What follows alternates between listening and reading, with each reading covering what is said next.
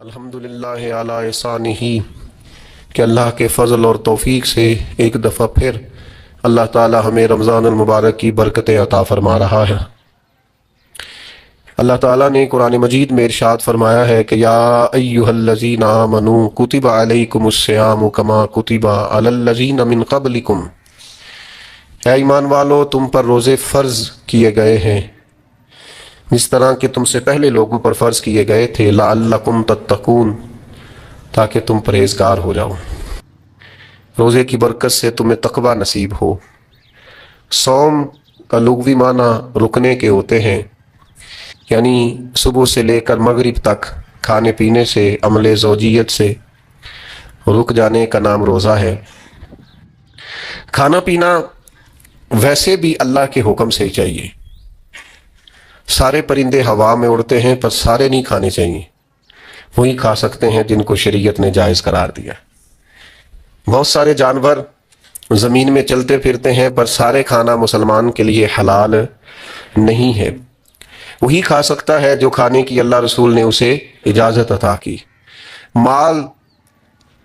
پیسہ، دولت ارد گرد بکھرا ہوا ہے لیکن سارا ہمارا نہیں، ہم وہی کھا سکتے ہیں جو ہمارے رب نے ہمارے لیے جائز رکھا ہے اور جو ہمارا حق ہے۔ کھانا پینا پہلے بھی مسلمان کا اللہ کی مرضی سے ہی ہے، ہر چیز ہر شے کھا سکتا نہیں ہے۔ بس رمضان میں ایک پابندی اور لگا دی کہ جو جائز بھی ہے، جو حلال بھی ہے، جو طیب بھی ہے، بس تمہارے رب کی مرضی ہے کہ تم نے صبح سے لے کر مغرب تک وہ بھی نہیں کھانا۔ بس پہلے بھی پابند ہے اللہ کے حکم کے، اور رمضان میں ایک پابندی اور کرنی ہے اور روزہ رکھنا ہے۔ اور اس روزہ کتنی کو محبوب چیز ہے، اللہ کو کتنی کو پسند ہے۔ نسائی میں حدیث ہے، ایک صحابی نبی کریم علیہ السلام کے حضور حاضر ہوئے اور عرض کی یا رسول اللہ صلی اللہ تعالی علیہ وسلم، مجھے کوئی ایسا عمل بتائیں جو مجھے نفع دے۔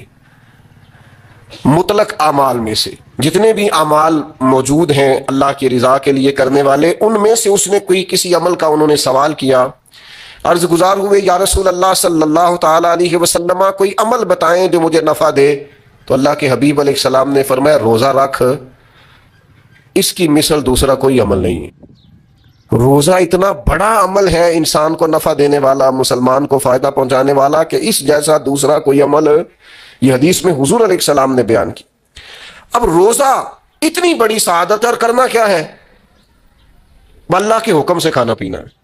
جس وقت اس نے کھانے سے روک دیا اس وقت رک جانا ہے، جس وقت اجازت دی ہے اس وقت کھا لینا ہے، لیکن نفع اتنا ہوگا کہ حضور فرماتے ہیں اس جیسا دوسرا عمل ہی کوئی نہیں، اتنا فائدہ مند کام ہے۔ روزے بڑی غنیمت ہیں، رمضان المبارک کا مہینہ بڑی سعادت ہے۔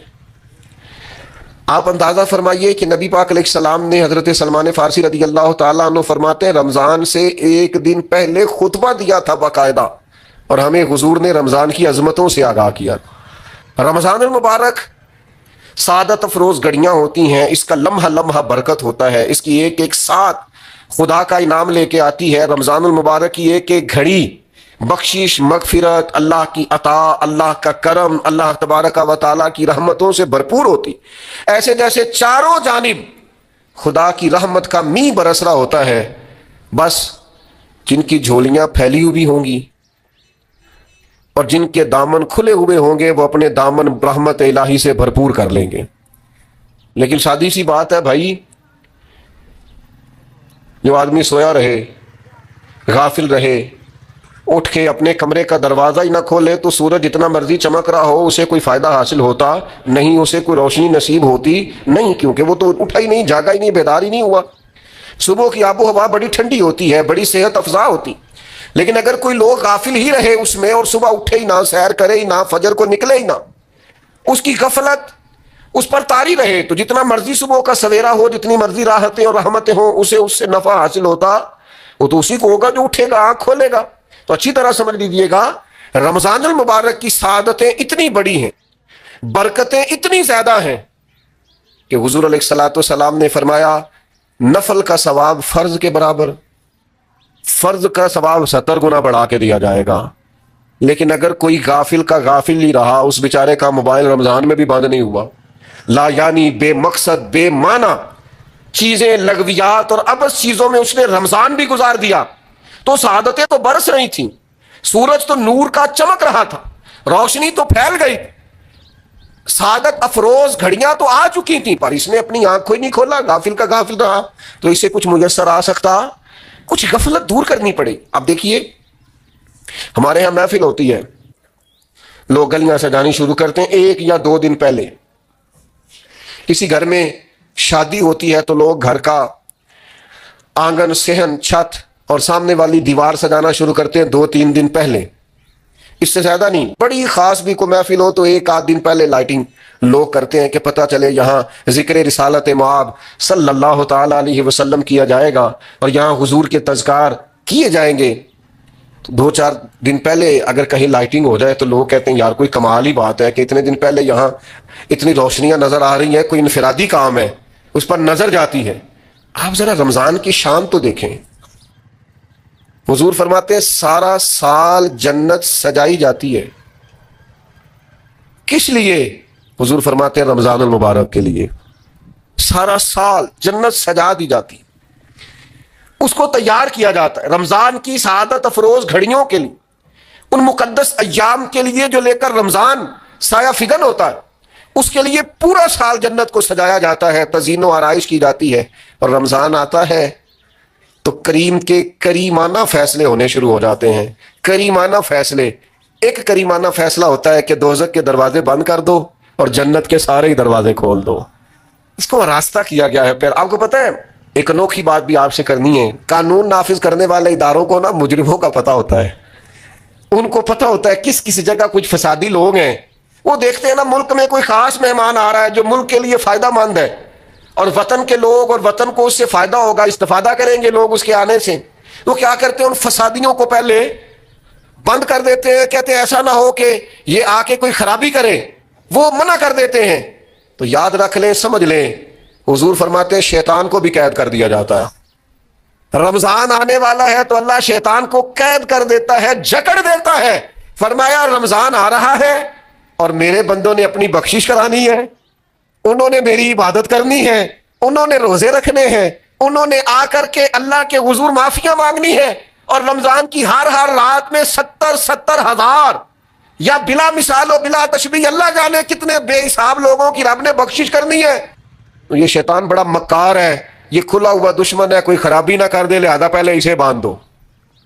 خرابی نہ کرے کسی قسم کی اسے باندھ دیا جاتا ہے۔ مہمان بھی آ گیا، خرابی کرنے والا بھی باندھ دیا، لیکن اگر فائدہ لینے والے پھر بھی فائدہ نہ لیں تو پھر ان سے کہا جائے گا کہ تمہارے پاس اب کوئی بہانہ بچا نہیں ہے، اب تمہارے پاس کوئی کسی قسم کا عذر باقی نہیں ہے۔ اب تو یہ تھا کہ تمہیں بخشش کرانا چاہیے تھی، استغفار پڑھنا چاہیے تھی، دعائیں کرنا چاہیے تھی، قرآن مجید کی تلاوت کو کثرت سے کرنا چاہیے تھا، لیکن چونکہ اب تم یہ بھی نہیں کہہ سکتے کہ مجھے شیطان نے گمراہ کر دیا، وہ تو باندھ دیا گیا ہے، اب تو فسادی کو ویسے ہی کنٹرول کر دیا گیا ہے۔ اب بھی تم اگر سوئے رہے، اب بھی اگر تم نے غفلت کی، اب بھی چھوٹے موٹے بہانے کر کے تراویحاں چھوڑتے رہے، اب بھی ذرا سی سستیاں کر کے ادھر ادھر نکلتے رہے، اس کا مطلب یہ ہے کہ پھر تم استفادہ کر سکے، تم نے سستی کا مظاہرہ کیا، تم نے جان۔ اور اب دیکھیں جب اتنے بندوبست کیے تمہارے لیے، ثواب بھی بڑھا دیا، اجر بھی بڑھا دیا، تمہارے لیے جو فساد پیدا کرنے والا شیطان تھا وہ بھی قید، لیکن اگر تم پھر بھی عمل نہ کرو، پھر بھی مسجد نہ ہو، تو پھر حدیث پاک سن لیں اس طرز کی، شاید یہ منفرد حدیث ہے کتب احادیث اور تقریباً تمام کتب احادیث میں موجود ہے۔ حضور علیہ الصلوۃ والسلام نے نا صحابہ سے فرمایا سارے مسجد میں جمع ہو جاؤ میرے ممبر کے پاس، لوگ جمع ہو گئے، تو اللہ کے حبیب علیہ السلام نے ایک قدم ممبر کی سیڑھی پہ رکھا، فرمایا آمین، پھر دوسری سیڑھی پہ قدم رکھا تو فرمایا آمین، پھر تیسری پہ قدم رکھا تو فرمایا آمین۔ تو صحابہ کو بڑا تجسس ہوا، انہوں نے بعد میں عرض کی یا رسول اللہ صلی اللہ تعالی علیہ وسلم کرم فرمائے، بندہ نوازی کریں، ہماری رعایت کر دیں، یہ کیا معاملہ تھا؟ تو حضور فرمانے لگے میرے پاس حضرت جبریل امین حاضر ہوئے، یہ رحمت للعالمین نبی کی بات سنا رہا ہوں، حضور کریم ہے، کریم فرماتے ہیں کہ حضرت جبریل آئے اور میں نے ابھی ممبر کی پہلی سیڑھی پر قدم رکھا تھا تو انہوں نے عرض کی یا رسول اللہ صلی اللہ تعالی علیہ وسلم، ہلاک ہو جائے وہ شخص جو آپ کا نام سنے اور آپ پر درود و سلام نہ پڑھے۔ تو میں نے کہا آمین۔ پھر حضرت جبریل عرض گزار ہوئے یا رسول اللہ صلی اللہ